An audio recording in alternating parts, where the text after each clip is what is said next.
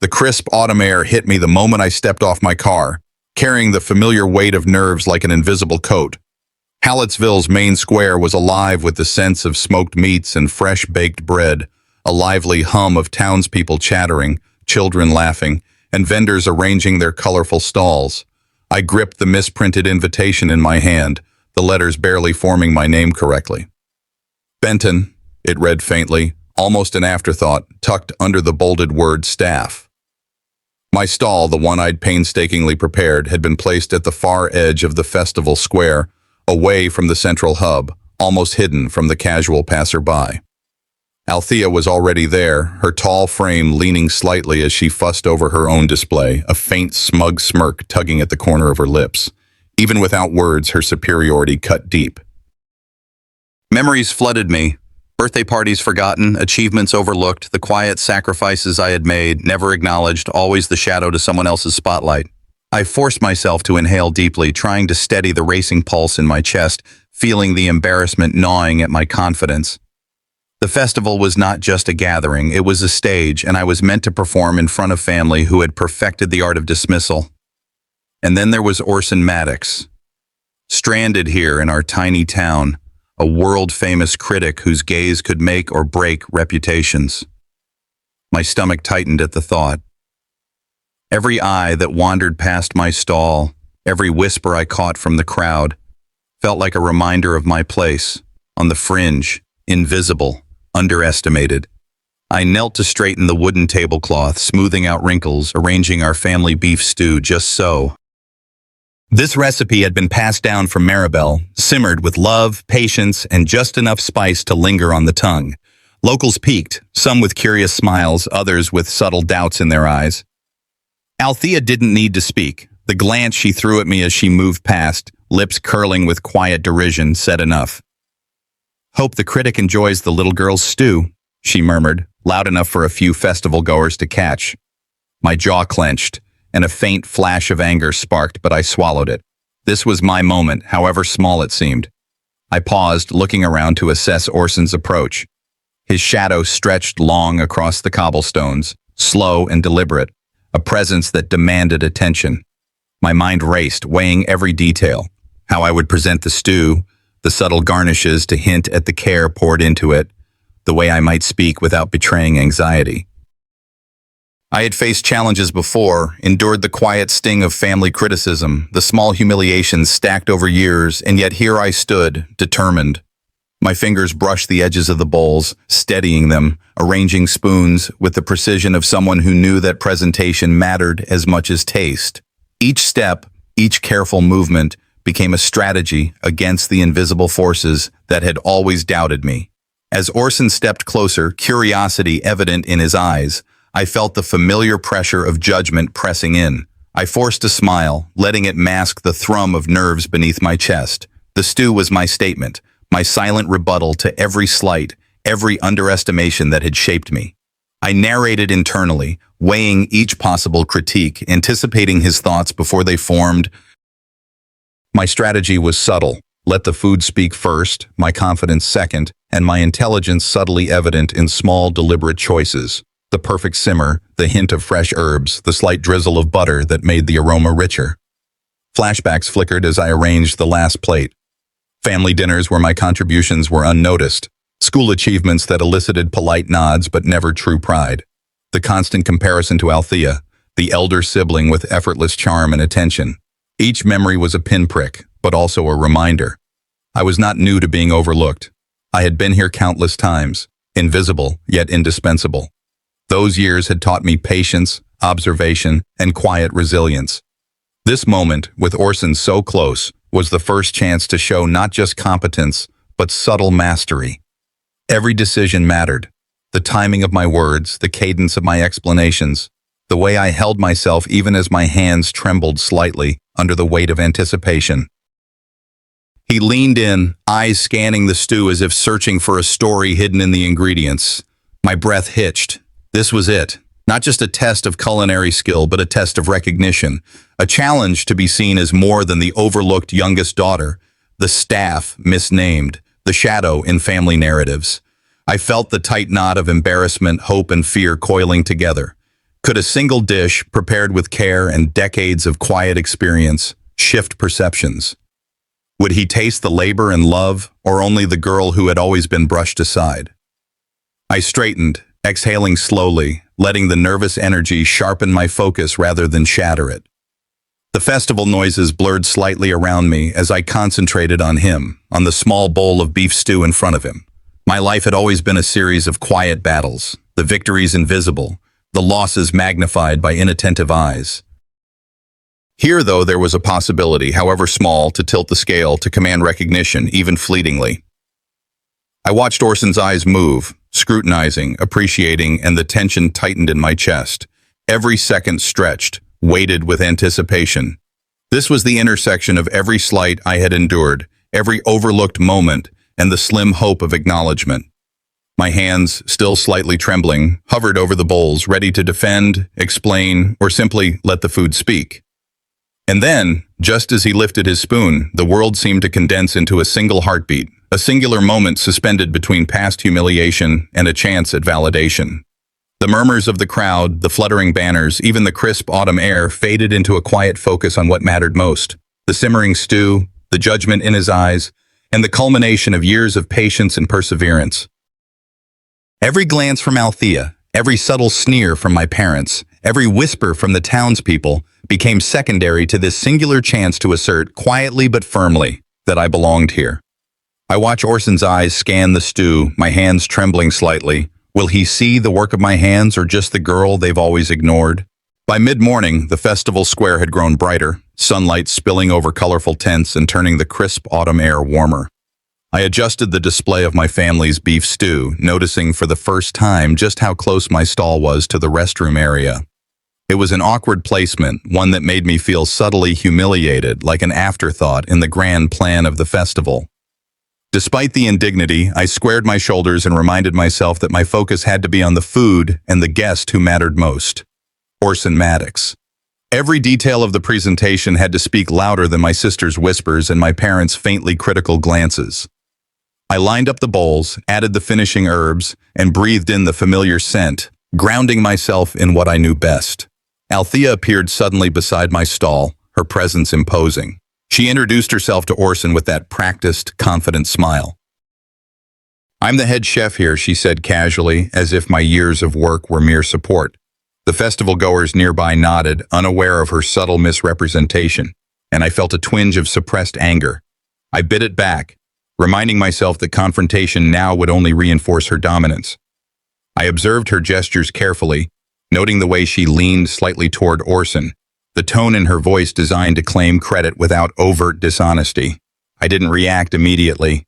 Patience had been my teacher, and I knew timing was everything. I returned to my stew, mentally tracing every ingredient, every step in its creation. This was more than a dish. It was the culmination of years of meticulous care, a living testament to my family's legacy and my own dedication. I thought through how to present it in a way that highlighted my personal touch without being overshadowed by Althea's claims. The spice blend, the simmering time, even the way the aroma reached Orson's senses, each detail mattered. My focus sharpened, turning the simmering frustration into steely determination. Every flick of the wrist, every careful placement of a garnish was both a subtle assertion of skill and a quiet defiance against the constant underestimation I had endured. As Orson approached my stall, I felt my pulse quicken, a mix of anxiety and anticipation. I served him the stew with careful precision, explaining a few details of the family recipe while keeping my voice steady. He nodded, made a small comment about the depth of flavor, and I sensed the beginnings of acknowledgement. Althea hovered nearby, her eyes narrowing slightly, betraying a flicker of anxiety. It was a small, almost imperceptible change in her demeanor, but enough to hint that my work was beginning to speak for itself. I held my calm, letting her concern remain unspoken while I focused on the exchange with Orson, noting his expressions and measuring every reaction. The festival-goers drifted closer, curious about the famed critic's interest. Some complimented the aroma, others lingered on the conversation, drawn in by Orson's attention. I noticed the contrast between my quiet composure and Althea's subtle self-aggrandizement, recognizing that the dynamic between us was visible even to strangers. I carefully navigated my words, letting humility temper confidence, and allowed the stew to carry the weight of my expertise. Each smile from Orson, each slight nod, bolstered my resolve, turning simmering frustration into cautious optimism. I reminded myself that every unnoticed moment in my past had led me here, to this precise blend of nerves, anticipation, and opportunity. Orson lifted his spoon again, eyes flicking toward me with an unreadable expression. The air seemed to tighten, charged with expectation. I felt a thrill of nervous excitement mingled with hope, the understanding that this single interaction could shift perceptions that had been cemented for decades. My heart thrummed in rhythm with the rising tension around us, a pulse that reminded me of all the times I had been overlooked yet remained steadfast. The subtle undermining from Althea, the whispered doubts of festival goers, the critical gaze of my parents, all faded into the background. This moment belonged to the stew, to the careful hands that had prepared it, and to me. I inhaled deeply, letting the anticipation sharpen my focus rather than weaken it. The seconds stretched as he tasted, and I felt the familiar knot of pressure in my chest ease just slightly. Each detail mattered, the way the stew settled on his palate, the subtle warmth of the spices, the richness of the broth. It was a quiet triumph, one that I alone fully understood. Orson's eyes lingered on me longer than necessary, and I wondered if this was the calm before a storm I couldn't yet see. Every lesson from years of silent endurance whispered to me, patience, observation, strategy. I braced myself, knowing the family's reaction was imminent, and that this mid-morning encounter might become the pivot around which everything shifted. The sun had climbed higher over Hallettsville, warming the festival square and stirring the crowds into a lively buzz. I adjusted the final touches on my family's beef stew, smoothing the surface, checking the garnish, and inhaling the familiar aroma that had carried me through countless quiet nights in the diner kitchen. The hustle of visitors around me created a background hum, punctuated by laughter, conversations, and the occasional clink of cutlery from nearby stalls. I felt the pressure of the moment settling in, not just from the bustling festival, but from the presence of Orson Maddox, whose eyes roamed with quiet interest as he approached the centerpiece of my efforts. Every detail mattered, and I silently reminded myself to let the stew speak before any words, especially from Althea, could sway opinion. Orson lifted his spoon and took a bite. I watched, heart pounding, as his fork lingered, the movement slow and deliberate. I caught the subtle shift in his expression, the slight widening of his eyes, the faint crease of his brows, and held my breath. Then, almost imperceptibly, a tear formed at the corner of his eye. My chest tightened in disbelief, but I forced my hands to remain steady. I couldn't give away the surge of triumph I felt, not yet. Beside me, Althea's posture stiffened, her smile faltering ever so slightly. I recognized the flicker of envy and unease in her expression, a silent acknowledgement that her plan to claim dominance might be unraveling before it had truly begun. I steadied my breathing, aware that this was more than a taste. It was the first hint of a shift in power, subtle, yet undeniable. I observed Althea closely, noting every twitch of her mouth, every whispered word, every tightening gesture of her fingers on the edge of the table. My mind cataloged these cues, assessing how this unexpected moment could reshape the perception of those around us. Festival goers paused to glance at Orson's reaction, murmuring quietly, caught up in the shift they could sense but not fully articulate. Even my parents exchanged a glance, their surprise muted, yet their eyes betrayed recognition, an acknowledgement that perhaps their youngest, often overlooked, had brought something remarkable to the table. I allowed a quiet smile to touch my lips, careful to keep composure, letting observation guide me more than expression. The whispers among the crowd grew, subtle but persistent, a ripple that validated the effort and care I had poured into the stew. I felt a cautious optimism rising, tempered by the knowledge that the moment was fragile. Althea's subtle envy intensified. Her composure wavered as she realized the critic's focus had shifted decisively toward me.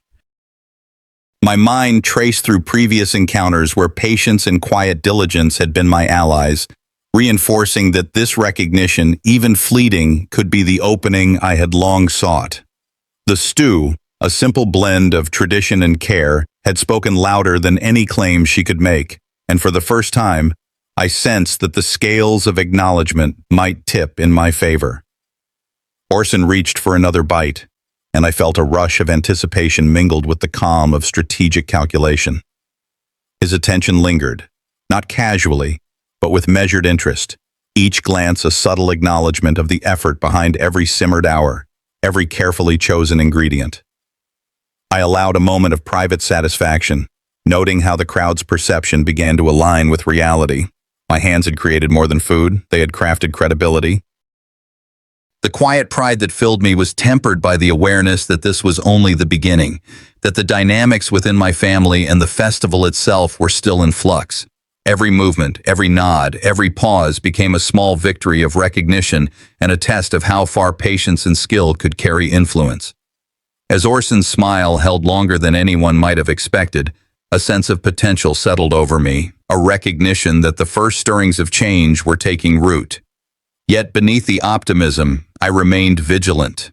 The storm, I knew, was far from over. Althea's envy, my parents' cautious surprise, the murmuring crowd, each was a reminder that triumph could be fleeting without careful attention.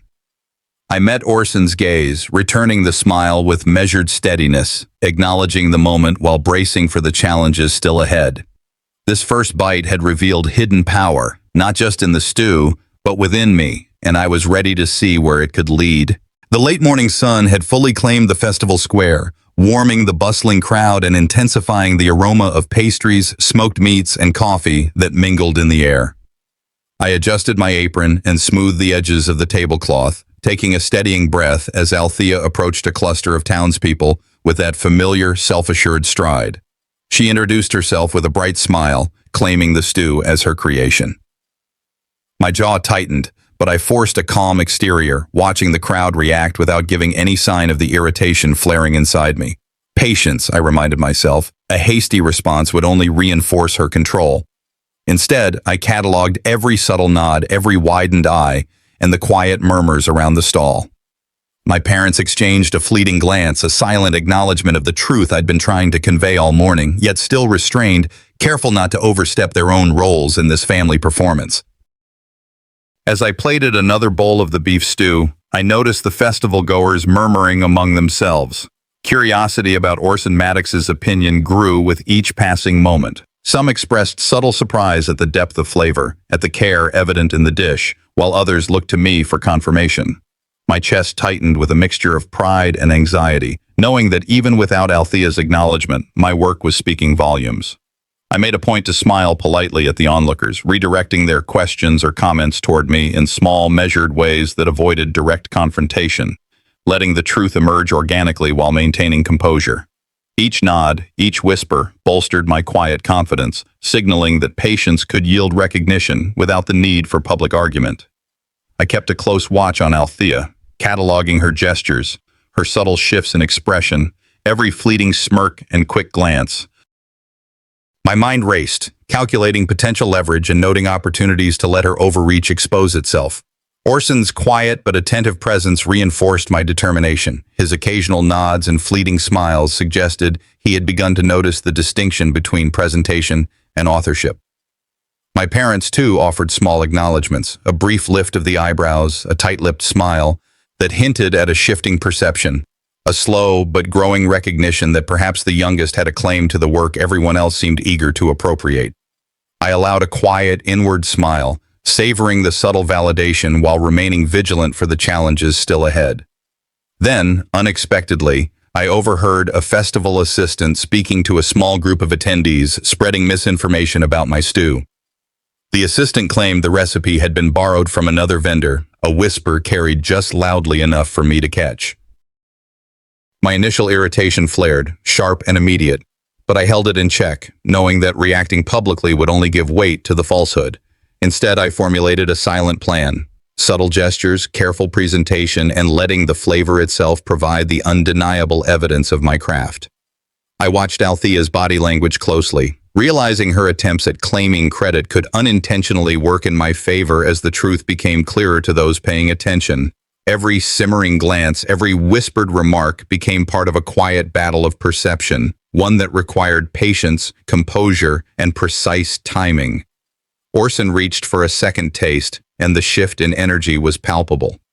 My heart quickened, aware that the moment of validation was arriving, yet I remained cautious.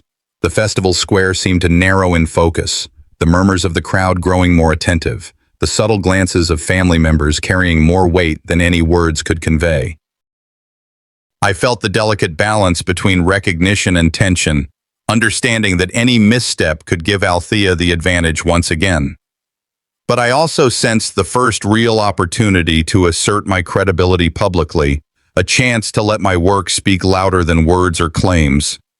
As Orson's fork lifted toward another serving, I braced for the inevitable, knowing that the next few moments could define my standing, not just in the festival, but within the family that had long underestimated me. The storm of family tension was building, and I was ready to meet it with quiet strength and strategic resolve. The early afternoon sun had turned the festival square into a swirling mix of voices, laughter, and the aroma of sizzling meats and fresh pastries.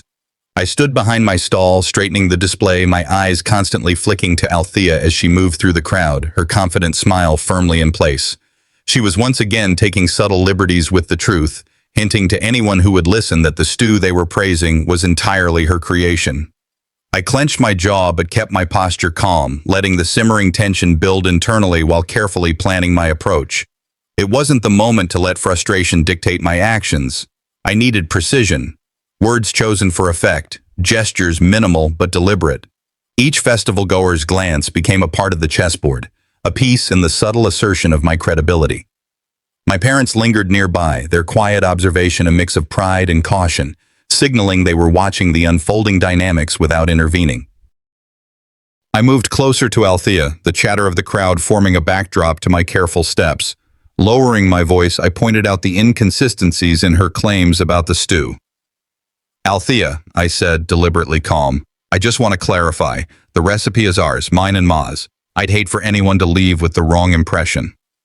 She froze for a split second, then forced a polite smile that didn't reach her eyes. Her defensive stance was immediate but unconvincing. She had no proof to counter my statement. I sensed the tension between us intensifying, the festival's ambient noise fading slightly in my focus as the stakes rose. A subtle adjustment of my hand to the dish signaled ownership without overt declaration. Each movement, each word was a calculated step in reasserting my role, carefully threading the line between confrontation and poise. A minor festival goer, perhaps a local vendor or an assistant, leaned in and remarked to a nearby group, "I thought Benton made this stew." The words spread quietly but visibly, a ripple moving through the crowd. Whispers began, questioning Althea's claims without needing direct confrontation. I felt a quiet surge of relief, a boost of confidence that came from seeing truth begin to work subtly in my favor. Althea's expression flickered, her composure showing the first cracks as she noticed the shifting attention. I maintained a calm exterior, aware that any outward sign of triumph could spark unnecessary backlash. Instead, I let the murmurs circulate, allowing credibility to emerge organically through observation and acknowledgement, not boastful declarations. As I served another bowl, I reflected internally on the strategic patience that had brought us to this moment. Every subtle gesture, every carefully measured statement had reinforced my quiet assertion of truth. Althea's reactions, catalogued mentally for future reference, were data points in the ongoing navigation of family dynamics and public perception. My parents' slight nods and brief smiles offered a faint but meaningful validation, a silent reinforcement that I was on the right path. The stew, my hands, and my focus had begun to reclaim the narrative in ways words alone could not, and the crowd's attention confirmed that control was slowly shifting back to me. The murmurs grew louder, carrying with them the tension of anticipation. I could sense the critical moment approaching, the point at which Althea might escalate further to reclaim attention or deflect blame. Every fiber of my being was alert, tuned to the subtle signals around me, the flicker of doubt in Althea's eyes, the nods of recognition from onlookers, and Orson's quiet observations. I braced myself, knowing that the next few exchanges could define not only the reputation of the stew, but the standing of my own presence within the family and the festival square. The stakes were higher than ever, and I was ready, composed, and vigilant to navigate whatever deception might rise in the next moments. As the whispers spread, I realized Althea wouldn't take this lightly, and I had to be ready for whatever came next. The sun had climbed higher, beating down on the bustling festival square, turning the energy into a tangible tension that seemed to vibrate through the wooden stalls and colorful bunting. I could feel it in my chest, the growing pressure as Althea maneuvered through the crowd, leaning a little too close to each onlooker, subtly claiming credit for the dish that had taken my years of careful refinement to perfect. Festival-goers, drawn by the scent of my stew, began to exchange glances, catching the contradictions in her story, yet I held my ground, my mind analyzing every reaction, every murmured comment, planning the precise moment to assert myself. Patience had become my armor, strategic thinking my shield. Each subtle flick of her hand, every smile aimed to charm or distract, I catalogued internally, plotting my response with the calm precision of someone who had navigated these storms before. I stepped forward, letting my presence anchor the conversation. My voice carried easily across the small group, clear and deliberate. "I just want to clarify," I began, holding each word steady. "This recipe is mine and Ma's. It's been in our family for years, and I'm proud to share it with everyone today." There was a pause, a subtle, yet powerful acknowledgement in the crowd's shifting attention. Murmurs of validation began to rise, gentle but firm, rippling through the listeners like a tide pushing back against a current. I could feel Althea stiffen, her attempt to dominate the narrative faltering under the weight of truth made public. My hands adjusted a serving spoon, a silent signal of ownership, my posture unwavering, blending humility with authority. It was a calculated declaration, asserting skill and identity without reducing her to open humiliation. Althea's response was immediate but predictable. She leaned forward, lips curling into a tight smile, and began to point out minor flaws in the presentation, small imperfections she hoped would undermine my credibility. I let her, remaining composed, listening carefully to each word and noting the reactions of those around us. A few nearby witnesses, unintentionally but clearly, sided with me in glances and subtle nods. The social dynamic shifted. My careful strategy had begun to tilt the crowd's perception. Each gesture I made, each interaction with the onlookers, reinforced the subtle reclamation of my narrative. I was no longer just responding. I was directing the flow of attention, channeling it carefully toward my competence and my right to be recognized. Between moments, I paused mentally to reflect, cataloging each outcome of my public assertion. The tension between Althea's defensiveness and the crowd's growing alignment with my truth was a landscape I mapped internally, preparing for the inevitable next move. My parents exchanged quiet looks, their faint nods carrying acknowledgement and encouragement, validating the careful strategy I had set in motion. Orson Maddox, observing from a distance, seemed to take note, his subtle gestures suggesting that my measured composure had not gone unnoticed. Every element, the murmurs, the gestures, the stolen glances, fit together, reinforcing my position without a single harsh confrontation, the very definition of strategic victory in a chaotic setting. Despite this, I sensed Althea's plotting did not end here. The whisper she exchanged with a festival assistant, the brief lean toward a small cluster of onlookers, told me that escalation was imminent.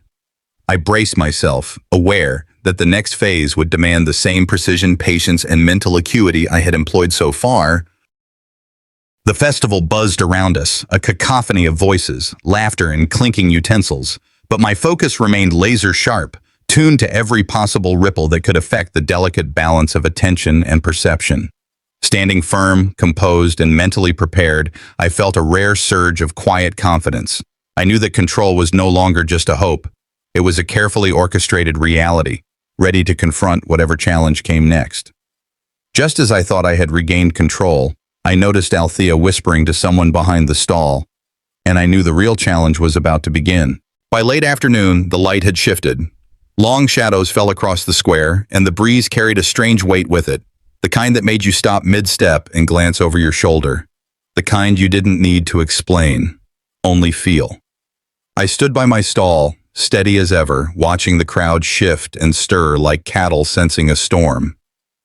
Somewhere in that growing hum of voices, Althea moved like smoke, slippery, hard to pin down, but still leaving behind that unmistakable scent of manipulation. She wasn't outright attacking anymore. That would have been too obvious. Instead, she'd gotten smarter, or so she thought. She whispered just loud enough for ears to catch pieces, then let people fill in the blanks. "Benton's recipe came from Dad, didn't it?" She's just serving what Mama always made. One by one, those seeds got planted, and I could almost hear them rooting in the crowd's thoughts. But I didn't move, I didn't bite, not yet. Instead, I scanned faces. Noticed eyes lingering too long, heads tilted just slightly when I passed. That's how you knew someone had heard something they weren't sure they believed. I cataloged those looks, built a mental map. If I was going to answer her games, I needed leverage and timing. Two things I'd learned not to rush. I thought back to how she handled herself earlier. All flash and pressure, but underneath that, she was just gambling. I'd learned something valuable in Chapter 6. Her strength was in the surprise. Mine had to be in precision. I adjusted my apron, wiped the counter again, even though it didn't need it. I didn't speak unless someone asked me a direct question. Every word mattered now, and silence? Silence became its own kind of power, one that let them wonder. I knew exactly what I'd say when the time came, and how I'd say it, measured, calm, not out to humiliate, just to reclaim what was mine. I'd seen too many folks shoot themselves in the foot trying to scream the truth. I wasn't about to be one of them. There was a kid, maybe 16, volunteering with the judges. He'd stopped by earlier, complimented the stew, asked a few questions about the ingredients. I remembered the way he listened, really listened, not just nodding to be polite. His name was Travis. I made a mental note to circle back to him. Sometimes the most unexpected voices carried weight when you needed them most. While Althea spun her web in the background, I worked my angle. I chatted with a small group of older women who'd been attending the festival longer than I'd been alive. I didn't drop names, I just told stories. How I learned to cook from Mama, the first time I burned the roux, how I tweaked the seasoning over the years to suit modern taste. It wasn't grandstanding. It was truth, folded gently into conversation, like spices into the pot. And they listened, really listened. Travis drifted closer again, this time lingering while pretending to clean up paper cups from a nearby table. I saw the way he leaned toward the women after I stepped away. I didn't need to hear what he said. I saw their faces shift, the slow nods. One of them turned to glance at Althea's stall, eyes narrowing slightly. I didn't smile, didn't gloat. I just kept serving. Confidence wasn't in declaring victory. It was in knowing the tide had started to turn and having the discipline to let it rise slow and sure. Althea wasn't dumb. She caught on, even if she didn't understand all the details. I saw her tighten up. She tried to reclaim ground with a quick public comment, something about how she and I used to cook together as kids, how family recipes belonged to the family. It was meant to reframe things, pull me back into her version of the narrative, but it rang hollow. Her tone was off, too sharp at the edges. The crowd heard it too. There was a pause, then a soft ripple of side eyes and tilted heads. People didn't need much to start questioning, just a crack, and she'd given them one. I kept my reaction low, a small breath in, one slow nod, let them see that I wasn't thrown, that I expected it. Truth has a way of making people uncomfortable when they've bought into a lie. And Althea, she was starting to sweat. Behind the stall, I spotted her signaling to someone, a quick jerk of her chin, a hand behind her back. I couldn't see who it was. Could have been one of the local bloggers, or that assistant who kept drifting from booth to booth with a camera. My chest tightened, not from fear, but from alertness. This wasn't done. It was never just about the stew. It was about every little thing she'd tried to take. Credit, space, pride. A whisper reached my ears, and I realized this wasn't just about the dish anymore. It was about every claim, every slight, and the final play was about to unfold. By the time dusk settled over Hallettsville, the festival lights came alive. Strings of bulbs flickered across the square, stretching between the old oaks and vendor tents. The air carried that late-day warmth mixed with roasted corn and the low hum of conversation. It felt like the whole town had drifted to this single point, and I could sense eyes turning my way, waiting for what would come next. I stood behind my stall, my hands steady, but my pulse deep in my throat. Althea was across the walkway, smiling wide and talking fast, leaning close to anyone who would listen. Her laughter was higher than usual, forced, hollow. I knew that sound. It meant she was covering fear. I took one long breath and let it sit in my chest. This wasn't about anger anymore. It was about clarity. Travis moved quietly beside me, pretending to stack cups. "You ready?" he murmured, his voice barely cutting through the noise. "More than I've ever been," I said. I'd rehearsed every line in my mind since the sun began to fall. The trick wasn't volume, it was timing. I wasn't going to shout or accuse. I was going to let the truth carry itself. The crowd started to tighten around our stalls when a group of visitors asked again about the stew. One woman said, "So, it's your sister's recipe, right?" Her tone was curious, not cruel. Still, it stung. I smiled. "Actually," I said evenly, "it's a family dish, but the version here, the one you tasted today, that's mine." Althea froze. "Oh, Benton," she said with that light laugh she used when she wanted to sound in control. "We both know it's just an old family recipe." "Sure," I replied, keeping my voice calm. "That's why it's written in this." I reached under the counter and lifted my old recipe notebook. The cover was worn soft, the corners curled from years of heat and time. I flipped it open, letting the pages catch the lantern light. Mama wrote her notes here when I started cooking. You'll see her handwriting next to mine. See, this one right here? I held it out so the folks nearby could see. "Benton, watch your seasoning. Yours is stronger than mine." You could have heard a pin drop. Then came a murmur, quiet at first, spreading through the onlookers like wind through grass. Travis stepped forward holding a printed photo, one he'd taken that morning. It showed me bent over the pot, stirring, the steam curling up against my face. He spoke up, clear and steady. "I was here all morning. She cooked it from scratch. Nobody else touched that pot." Althea blinked fast, her face stiffening. "Pictures don't prove who—" I cut her off gently. "Althea, you've had a lot of credit today. I'm not taking that from you. But this one, it's mine." No edge, no anger, just a truth that didn't need defending. The reaction came slow, then rolled like thunder. Applause, laughter, even a few cheers. Folks clapped my shoulder as they passed. "Good on you, Benton," someone said. "Always knew you had it." Then a deeper voice broke through. Mr. Dorsey, the diner owner, pushing through the crowd with his hat in hand. "Now I'll say this plain," he said, looking straight at Althea. "I've had Benton's stew more times than I can count. The woman's got her own touch, different from anybody. You can't fake that kind of balance. That's her work." The crowd turned back toward me and I could see something change. Acceptance, maybe even respect. I nodded toward him, thankful. Althea tried to hold her smile, but her eyes had gone glassy. "So that's how it is," she said quietly. "That's how it's always been," I said. The clapping rose again.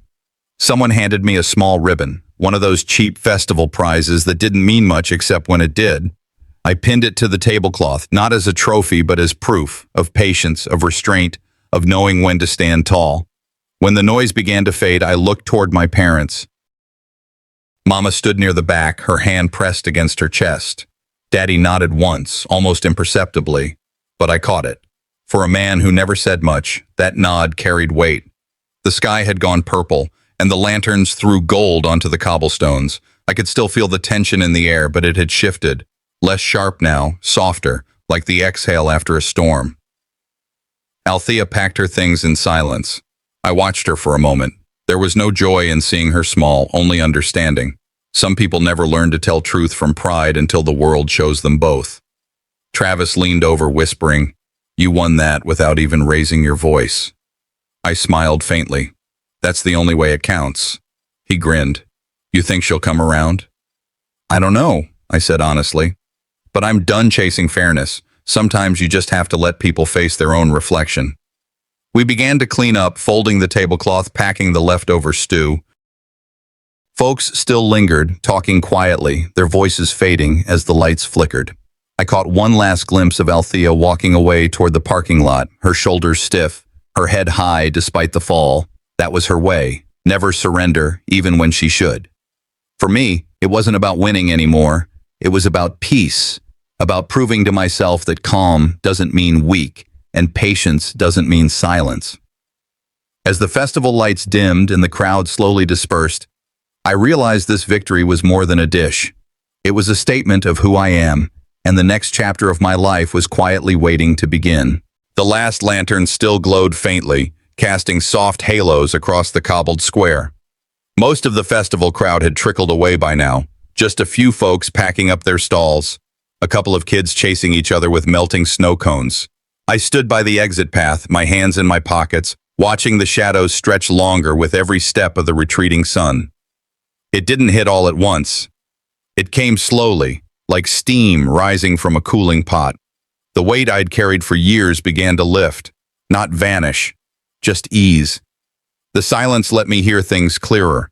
The way people nodded at me without hesitation now, how a few came by just to say well done, or about time someone said it.